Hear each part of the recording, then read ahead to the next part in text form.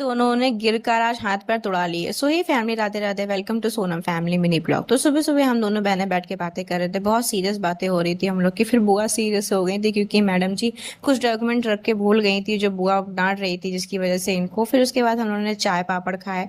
पापड़ बहुत कम लिए थे हम लोगों ने क्योंकि खानदान में इतने ही पापड़ बचे हुए थे। फिर उसके बाद मैं चली गई थी बाहर कपड़े उतारने।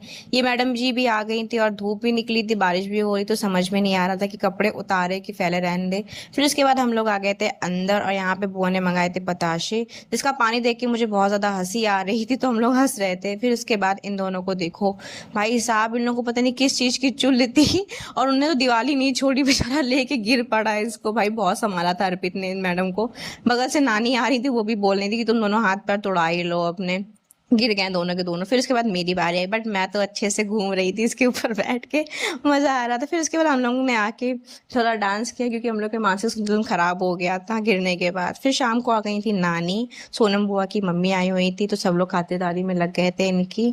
और हम लोग बैठे हुए थे बड़े शांत। लग गई थी मैडम जी को भी चोट लग गई थी गिरने पर, तो वो अपना दर्द किनारे लेके खड़ी हुई थी। और मेरे पैर देखो, मेरे पैर की मेहंदी निकल गई है। अब दोबारा सावन में लगाऊंगी। सो मिलते हैं नेक्स्ट ब्लॉग में, तब के लिए टाटा बाय, राधे राधे।